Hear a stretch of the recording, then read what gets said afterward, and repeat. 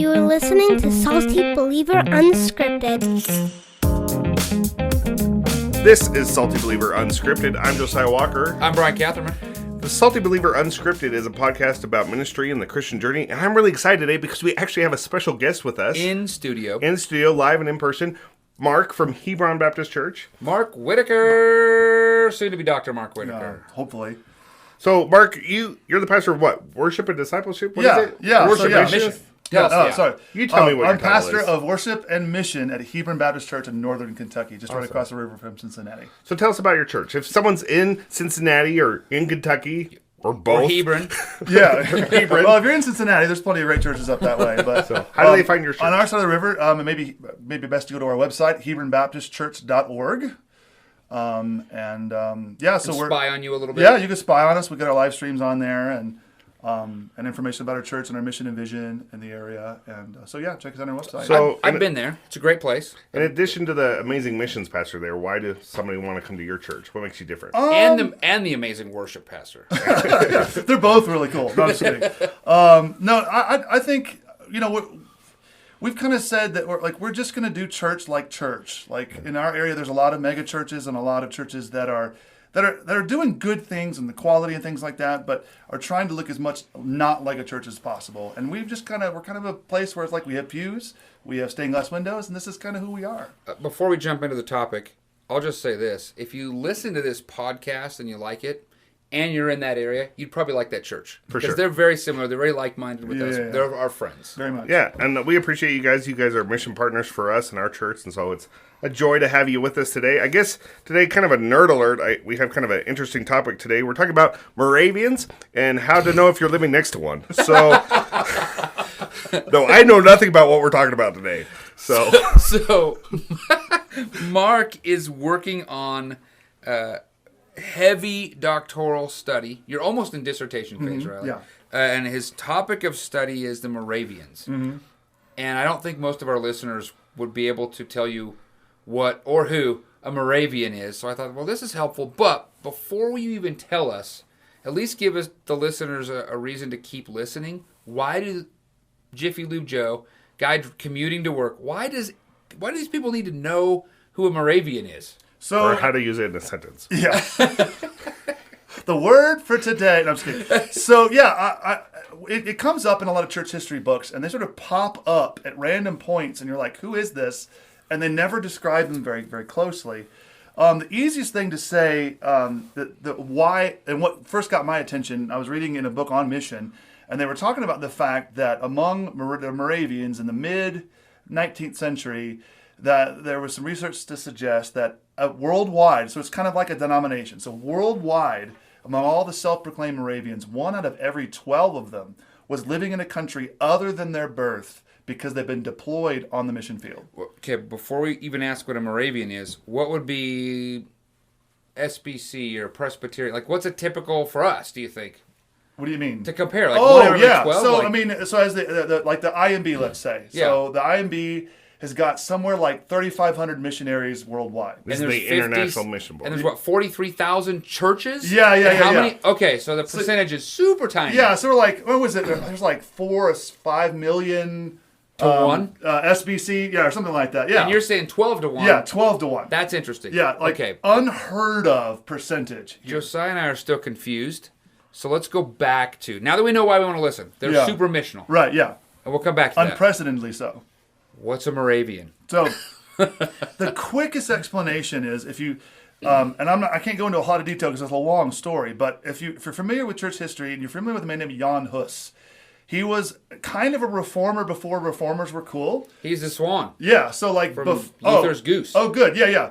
So basically Jan Hus was saying a lot of the same stuff Luther said, but about 100 years beforehand, and he got burned at the stake for it. So the Moravians are actually the descendants of the followers of Jan Hus. No kidding. Okay, really quickly, because people are like, I think all this sounds familiar. Yeah. If you went to T4G, or somebody you know went and they gave you the book, The 21 Servants of Sovereign Joy, and the swans will not be silent. If you have that on your book, and a lot of our listeners probably have this. Yeah.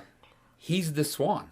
Yeah. Was burned at the stake. So okay, from that guy who was pre-Reformation before Luther, right, 100 years before Luther. Yeah.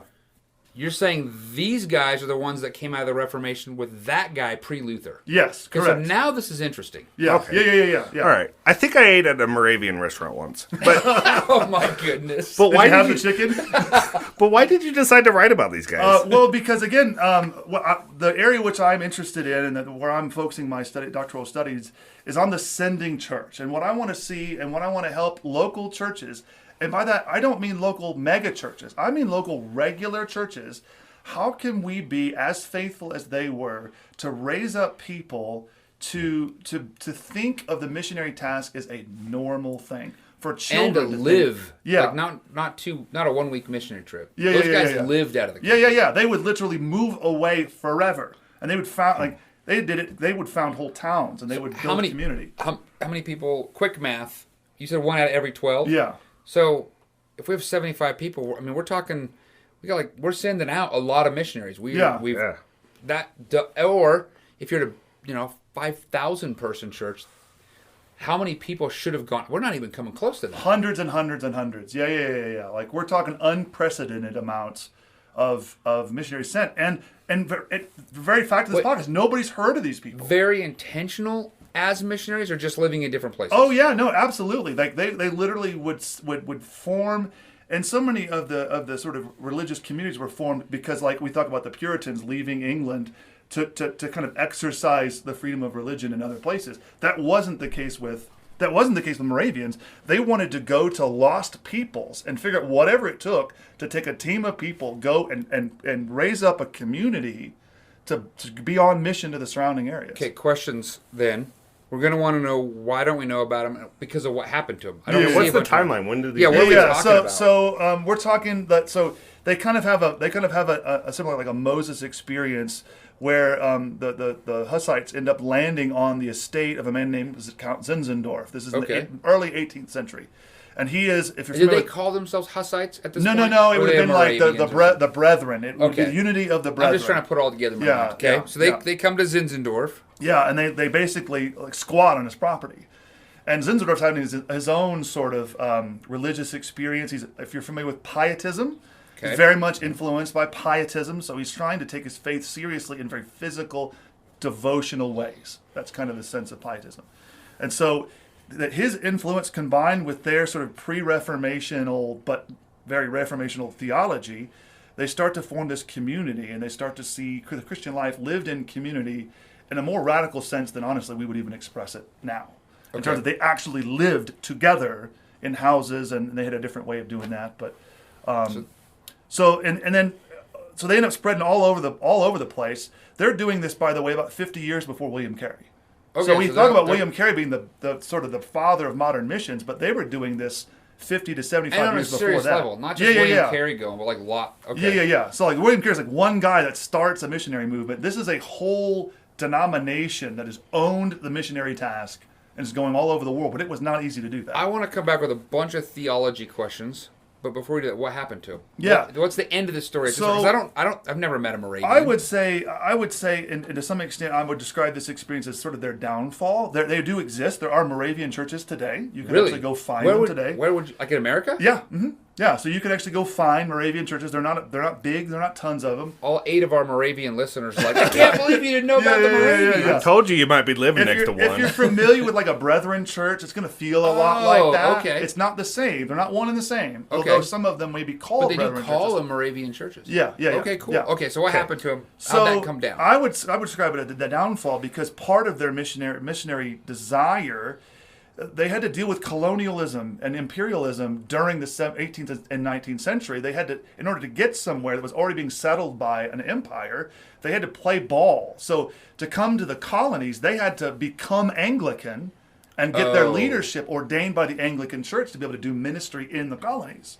So in the American colonies, they were sort of Anglican-y, but in the West Indies, which were founded by the Danish, they had to become Lutherans. In Greenland, they had to be more Anglican. So taking on a lot of outside theology. Right. So they're having to kind of join with these denominational structures to then be able to serve in those places. And over time, they say you stand for nothing, you'll fall for anything. Eventually, as a denomination, they were so vague in their theology that eventually they became mainline, and as a matter of fact, they were one of the founding members of the World Council of Churches.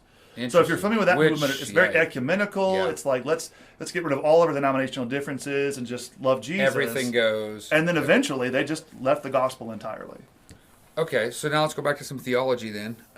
Or many of them did, by the way. In the earlier, it sounds like they don't have their own theology. They kind of like use they everybody really else's. have never had. They really they had for a short period. When they were following Huss, then they would have had something. Yeah. So before they really started doing that, would you say they were quite a bit more like the Reformers, or do they not pick up on the Reform stuff? Because one of the things I think they missed out on in their theological trajectory, because we follow the Reformation. Calvin was a huge, important piece of the Reformation.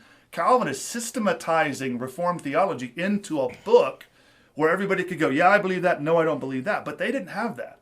So all they had was the Institutes of Christian Religion, FYI. Yeah. They didn't have that manual that they could say, this is our statement of faith. And they were kind of opposed to that because they're bringing people into their communities from other faith traditions.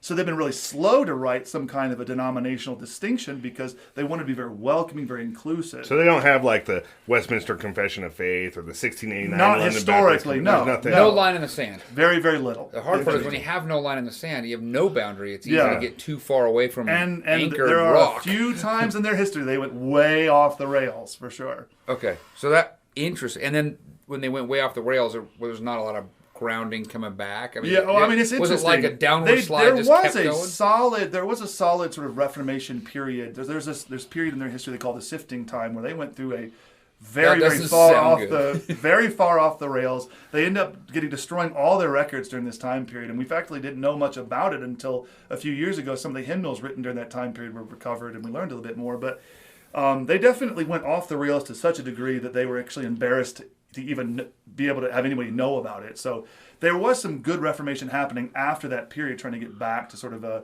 historic Christianity. But even so I just want to ask, a question that maybe, besides somebody being able to answer some Jeopardy questions on these guys, what would be kind of like an interesting fact that kind of like stands out with this group of people? Let's ask that in this way. How can somebody show off that they're really smart? That's what I'm trying to say. They learn something about Thanksgiving dinner. What do I say? First date. let me think. Hey, how about the Moravians? I think they lost last night.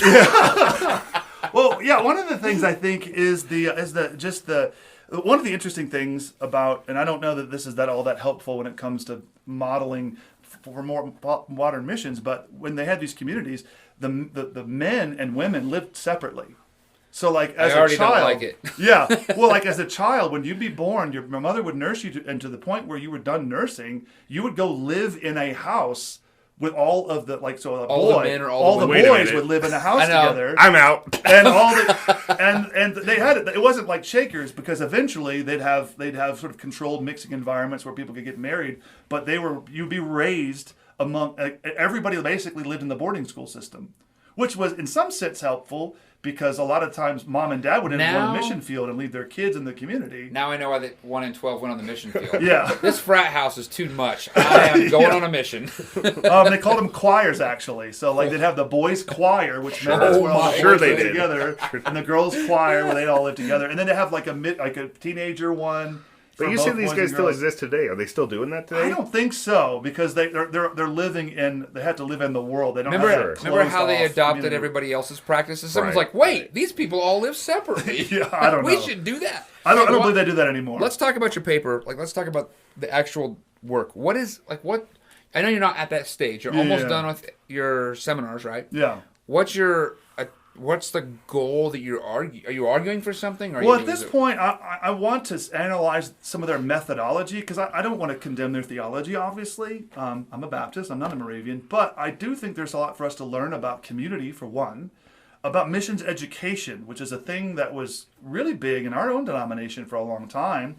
They had, for children, they had things like RAs and GAs, which, if you didn't grow up in the Southern Baptist Church... You say Church, they, you mean Southern Baptist, Southern Baptist, Moravians. The Moravians had the RAs? No. So, like, Southern Baptists had these programs for raising up children to understand missions. They would learn missionary stories.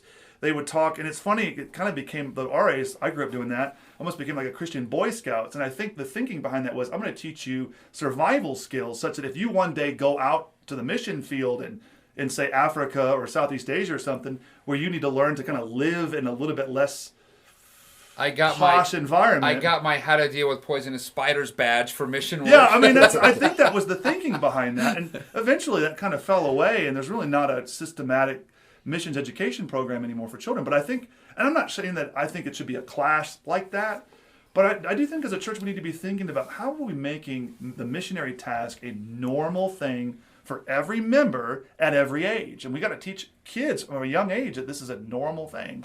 And so there was different really interesting ways that they accomplished that. And that's one of the things I want to analyze and possibly bring out and draw out for churches to take and say, hey, we could try this, and that might... Okay, let's get back to the land of less nerds. Yeah. No offense. No. Just sounds like of this group, I'm the only one that's not have a doctorate or working on a doctorate. I was just going to say, like, I'm just as confused as when we started. But if somebody wants to learn about Moravians and they maybe don't want to wait for your dissertation to come out, what's a good go-to book for? Well, unfortunately, there is very, very little written about it. But one of the best places to go is either going to be like a biography of Count Zinzendorf, which there's a couple of. And then there's actually a Moravian journal if you're really getting nerdy and you want to learn more about them. They actually have a journal that they write. I don't know if it's still in print or not, but there's a lot of old issues that you can check So out. let's say I go to Hebron Baptist Church. You do missions work there. Yeah. How much of this is what am I going to see in the mission work at? Well, my hope, one of the things that Because we've you guys are sending a team out to us, right? Yeah. Okay. One of the things I'm toying around with in terms of the relationship between mission partners, and we talk about this, the importance that we have a friendship between, like, myself and Bryan and Josiah, for instance. But, like, what about our children? Oh. What okay. about the relationship that my kids have with Yeah. your kids? Sure. Which And so luckily we had all of them in the same house for a few days. Yeah, and it we was did. Total nuclear It was circus. Sounds crazy. pretty Moravian to Absolutely. me. It was really Moravian. 7 Anyway. children in one house, yeah. But we've already kind of started with one of our other mission partners who's in Argentina to kind of talk about how do we get your daughters connected with the kids at my church, where they're thinking, hey, what are Hannah and Kinley doing today? What kind of stuff do they do? So the kids are already thinking kind of missionary life. Yeah. Plus relationally. Yeah, this is so reality. so like That's back cool. then they had like pen pals. They would write letters. In fact, they were taught Wait, children. for our millennial and younger listeners, a pen pal was a thing you wrote a letter to somebody should and they expand wrote a on letter that. back to you. This thing called snail mail. There was But no actually app for that. The There was postal no app. service didn't exist then either, so they actually have a system for getting that from community to community. But children, Yeah, and now you called it snail mail, so people think that's how it was delivered. it's actually worse than that because it would be by ship most of the time. Ship mail. Yeah. Anyway, And sorry. walking. We have derailed. So, but yeah, so children would learn to read at a very young and write at a very young age, so they could learn to write letters to children in other communities all over the world. And So the figuring reason out for ways- them was to connect with other people. And That's there's actually grown missionaries who've given their lives and gone overseas to be missionaries who remember back to the days when they were writing and receiving letters from kids and communities all over the place as a major influence as to why they became a missionary. That's pretty And to cool. me, I think with our modern technology and social media and FaceTime and Zoom and all this stuff, like we can actually have face-to-face friendships between our children at our church and Like, that children at should be your easy, church. right? That should be really easy to that's do. cool. And so I just think that may be one way that we might be able to institute that pretty easily within our own context. Okay. That's that was a fascinating. lot.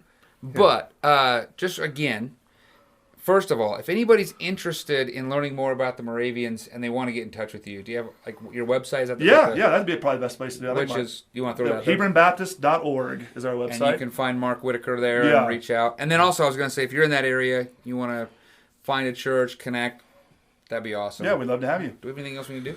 No, I think that's Especially if great. you're coming to check out the Ark of the Creation Museum. Oh, yeah, you Oh, guys yeah. are right there. Those are- Let's talk about that We're real very, fast. very close by if you're ever interested. And again, we have, if you're familiar with Answers in Genesis Ministries, but they have this gigantic ark. Apparently, there's a huge boat. It's a big old boat. It's about 45 minutes Can't away miss from us. it. You can't miss it. It's right off the interstate. So you guys are right. You have a lot of people that work there. Yeah, in fact, Okay. yeah, probably half our congregation has some connection to Answers in Genesis. Okay. For sure. Which that's actually pretty cool too. So if you're going coming to do visit that, the thing, come see us on a Sunday morning. We'd love that's to have cool. you. But if you live in the area, consider plugging in, joining, and then Yeah. probably, if there's 12 of you around, one of you is going on a mission trip somewhere. We hope so.